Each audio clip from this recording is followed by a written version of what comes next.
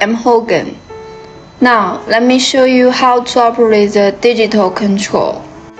First, keyboard connect digital interface and computer, and then turn on the white switch. Click Wisman dedicated background control system. Click System, create link, configuration. At this time, change the local mode to remote mode.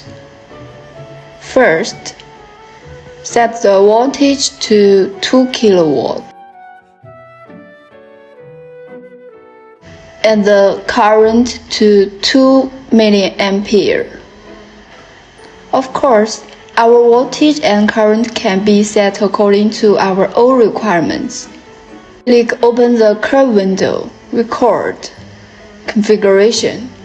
We add voltage display and current display, and this is the real-time record table of voltage and current.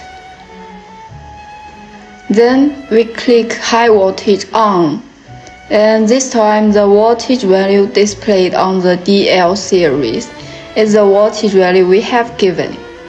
When you open the curve graph, you can clearly see the change of the voltage value.